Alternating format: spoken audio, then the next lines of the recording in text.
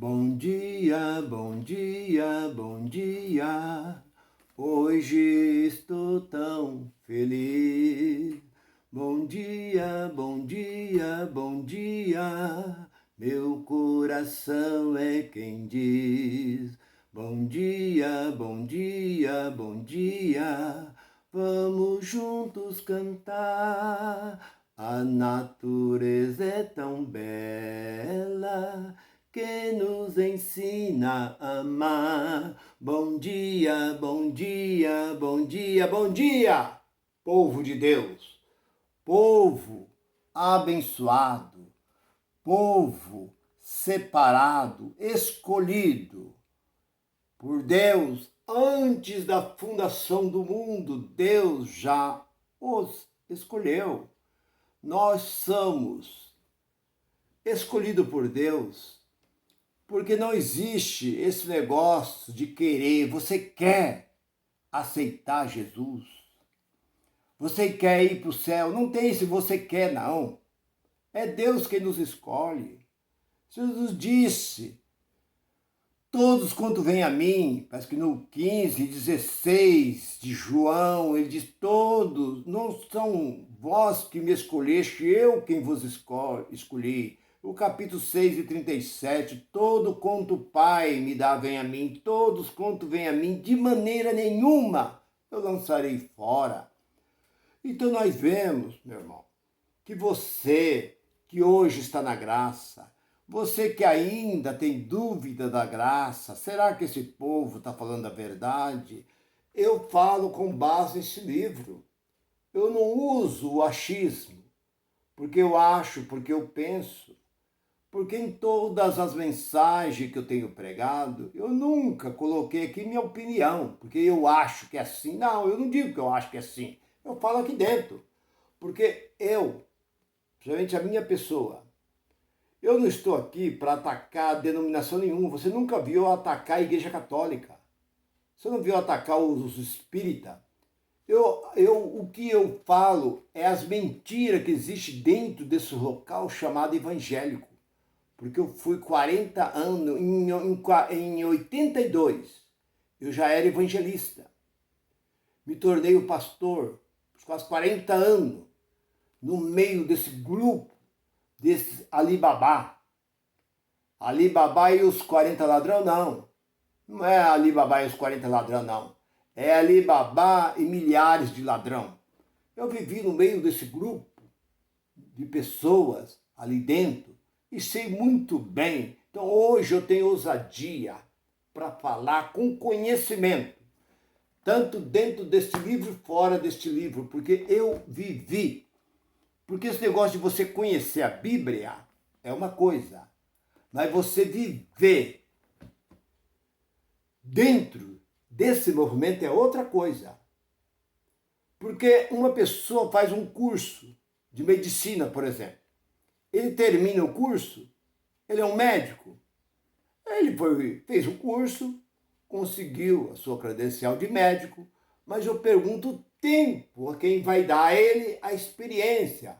Depois de 30, 40 anos nessa profissão, ele pode dizer assim: olha, eu sou médico não só pelo que eu cursei, mas pela experiência que eu tenho, que eu fiz aí centenas ou milhares de cirurgia, eu cuidei de milhares e milhares de pessoas. Então assim, eu falo porque essas mãos aqui já colocou em milhares e milhares e milhares de cabeças de pessoas. Que eu achava que as mãos, o poder, fugia, passava, e assim aprendi errado, ensinei errado. E hoje eu estou na graça. Eu ensino as cartas do apóstolo Paulo. Porque o apóstolo Paulo foi o único diferente de todos. Nenhum deles, nenhum apóstolo saiu. Foi porque os apóstolos que viveu com Jesus de Nazaré pregavam o evangelho segundo a lei. Mas Paulo pregava o evangelho segundo a graça. Por isso ele diz: qualquer um que pregar outro evangelho além do meu seja maldição. E o que as denominações pregam é maldição. Elas vivem debaixo de maldição, que elas pregam a lei. Mas eu estou aqui neste momento para agradecer por você, meu irmão, minha irmã. Um abraço para todos vocês aí do Maranhão, do Pernambuco, meu irmão aí do Pernambuco, meu irmão lá do Rio Grande do Sul, o meu xará Nilson, Paulo Roberto e os de Macir aí do Pernambuco, de Recife, enfim, todos esses irmãos e irmãs que têm mandado seu comentário, eu recebo de braços abertos. Muito obrigado por todos vocês, meus queridos irmãos. E eu tenho uma palavra. E o título dessa mensagem é essa: o casamento não é uma previsão de Deus, mas sim um mandamento de Deus. Porque Deus não arruma, como muitos acham que Deus está previndo, Deus quem está arrumando casamento. Eu estou orando para que Deus me dê um esposo. Eu estou orando para que Deus me dê uma esposa. Ah, Deus me deu. Eu encontrei a minha cara metade. Eu encontrei aquilo que me faltava. Eu fui no encontro de jovem, eu encontrei, ou aquela mulher viúva, é fruto da oração. Não, Deus não intervê nessa parte. Porque amanhã depois não dá certo, as pessoas vão dizer assim, mas não foi Deus? Que eu estou cansado de ver essas coisas acontecer. Mas foi Deus. Mas por que não deu certo? Se foi Deus. Então Deus deu o mandamento. No início, lá em Adão, Deus criou primeiro o homem. Depois ele olhou para o homem. Como todos os animais, tinha seus companheiros e suas companheiras. Então Deus disse, não é bom que o homem vive só. Então ele criou e entregou. Foi a única que eu conheço dentro deste livro aqui, que Deus entregou nas mãos de Adão. Mas os demais, nós vemos que foram por eles mesmos. Quando Deus encontra com Abraão, Abraão já era casado. Isaque, ele quis uma esposa. E Abraão mandou Eliezer pegar um grupo ali de servos e ir na casa. Naquele tempo se casava parentes, eles gostavam muito de viver dentro da parentesca. E ali moravam os parentes de Abraão. E Abraão mandou Eliezer, um dos servos, de muita confiança de Abraão, vai buscar uma esposa para o meu filho. Abraão, já velho, e o seu filho já estava com 40 anos, Isaque. E sai Eliezer. Agora, Eliezer, no caminho, ele foi pensando assim, eu não vou entrar muito dentro desse assunto, senão é muito problema. Ele foi pensando assim, eu vou chegar lá, tem um poço, a primeira jovem que vier tirar água do poço, eu vou pedir para ela dar água para os meus camelos, dar água para os meus companheiros que estão aqui conosco aqui, e se ela fazer isso, eu vou fazer um convite para ela. Então vocês veem que não foi Deus, aquilo ali foi o próprio Eliezer, que pensou com ele na caminhada. Quando ele chegou, assim que ele chegou na beira do poço, não tinha com quem tirar, mas veio uma jovem, Rebeca.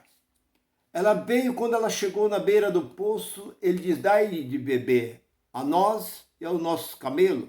Aquela jovem correndo, deu água de beber, todos aqueles camelos deu água de beber a eles.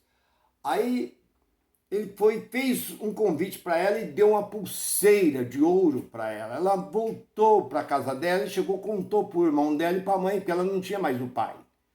Onde está esse homem? Ele me fez um convite assim, onde está esse homem? Manda chamar este homem. Chamou, ele falou com ela, ela aceitou sem conhecer, sem saber quem era. Ela se preparou, subiu sobre o camelo, no dia seguinte viajaram, vários dias até chegar. De longe, ela viu um homem debaixo de uma árvore. Ela disse, quem é aquele homem? Eliezer disse, aquele é o filho do meu senhor. Aquele é seu esposo. Ela desceu do camelo e se inclinou perante ele. Foi ao encontro dele, se abraçaram, foram para a tenda, se tornou marido e mulher. Eu pergunto, Deus está nesse negócio?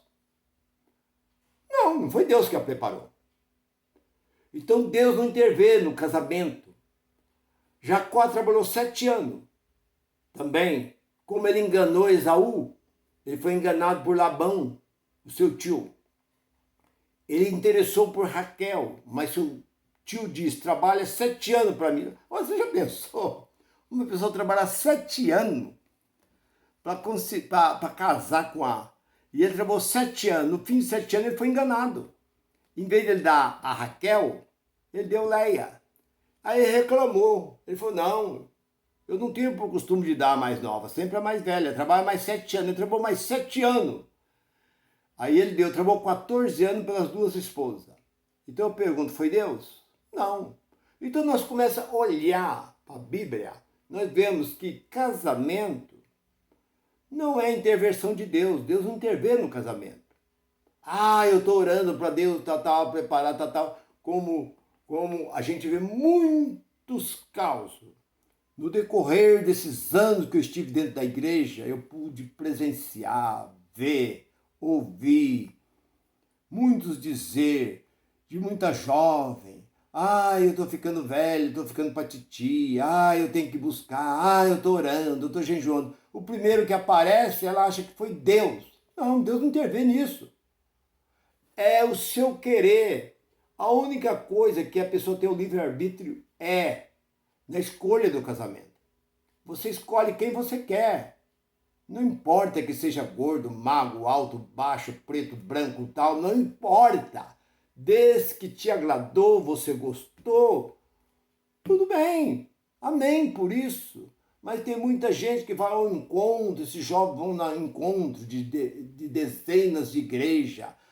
Encontrei o meu príncipe. Lá encontrei com o moço. Lá encontrei com a moça. Agora sim, nós estamos se comunicando. E tal. E babá. Amanhã depois casa e faz aquele lindo casamento, aquela coisa, e pá. Daí uns tempos, e aí? Não é nada daquilo que mostrava ser. Eu falo porque eu tenho sobrinha minha que passou por isso. Camada, na frente parecia um cordeiro. Depois que casou, era um verdadeiro lobo. Não tinha nada daquilo ali, né? Tinha até amante, o cara tinha. Então não viveram, não tem como. Então, nós temos visto, até conto uma anedota que eu vi um pastor contando que existia um certo jovem que gostava da Maria. E ele estava afim de namorar e casar com a Maria. Mas na mesma igreja existia uma tal de Vitória. E essa Vitória, eu gostava muito dele, mas ele não queria nada com a Vitória. Ele queria era a Maria. E ele estava sempre orando. Um dia ele estava orando e o pastor, você sabe que o pastor não gosta de orar. O pastor gosta de ficar caminhando. Enquanto o povo está orando, o pastor não jejua. Põe o povo para jejuar, mas ele mesmo não jejua. É igual o caçador, põe um cachorro no mato, mas ele fica por lá de fora esperando a caça sair. Assim os pastores põem o povo para entregar o folheto, mas ele mesmo não vai. Põe o povo de joelho para orar, mas ele fica passeando dentro da igreja numa hora. Põe o povo para jejuar, mas ele está comendo, bebendo, sossegado. Então, põe o povo para vigiar, ficar a noite toda orando, ele está dormindo na casa dele. Eu falo porque eu conheço, eu vivi isso. Mas você está... Não, é isso mesmo. Alguns, por falta de coisa, está iniciando, até faz isso daí, mas a maioria, cadê o pastor? Está numa reunião. Cadê o pastor? Ele está ocupado. Cadê o pastor? Está viajando. Cadê o pastor? Está resolvendo os negócios. E o povo lá em oração. E ele está lá bem tranquilo.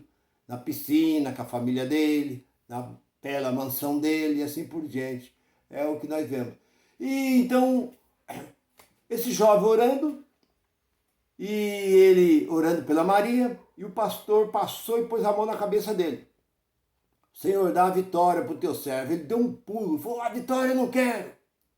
O senhor sabe que eu estou orando é pela Maria, não pela vitória. Mas o pastor falava da vitória para o teu servo. Não era da jovem que chamava Vitória. Da vitória para o teu servo, ele entendeu o que o pastor dava. Então, eu já vi muito esses caos dentro de igreja. A pessoa está orando, pedindo clamando, mas Deus não intervém. Deus não tem aquele negócio de falar assim, eu vou colocar... Porque eu já vi isso daí, a pessoa falar assim, essa moça foi Deus que me deu. Eu estou orando faz tempo, pedindo, Deus me deu. Ah, Deus me deu esse rapaz. E depois, como é que tá? Ah, estou em pé de guerra. Ali, como se diz, só por Deus mesmo. Ali, eles não podem separar, porque a Bíblia diz que só a morte separa. Então fica lutando. Aquela vida ali, muitas vezes eu conheço algum que até espanca a própria esposa.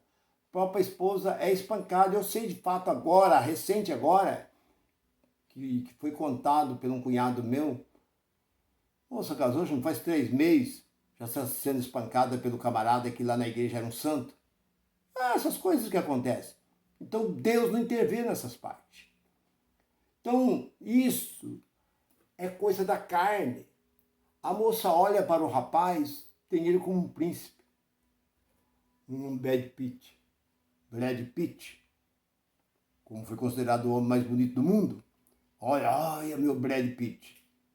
Olha, ele olha para ela e fala, olha, essa, sim, essa é minha princesa, essa é minha flor preferida e tal. Mas não importa esse negócio do olho, olhar. Não existe esse negócio de amor à primeira vista, isso é mentira. Isso é uma tolice. Quem usa essa expressão amor pela primeira vista. Desejo pela primeira vista, sim, mas amor não. Porque o amor vem pela convivência. Você convivendo com a pessoa, você vai amando aquela pessoa. Dia após dia. Uma criança, quando ela nasce, se ela acabar de nascer e entregar ela para qualquer casal, ela vai pegar amor naquele que criou. Mesmo que depois de formado alguém fale assim, sua mãe, seus pais biológicos não são esses, são aqueles, mas ela já amou aquilo ali. É a convivência que traz o amor. A pessoa não ama primeiro para casar. A pessoa casa para amar. Vai convivendo, vê o bom relacionamento, vê aquele companheiro que está sempre ao lado um do outro, atenção, estão sempre juntos, nos passeios, nas horas difíceis, em todo momento estão juntos. Esse é o verdadeiro casamento. Então eu conheço uma história de um certo camarada que entrou dentro de uma igreja. Assim que ele entrou, ele era um jovem, vistoso, jovem, tal, ele entrou ali dentro da igreja com um pouco tempo, acho que 1 mês. Ele já ganhou o púlpito daquela igreja. E assim que ele ganhou o púlpito daquela igreja, então o que acontece?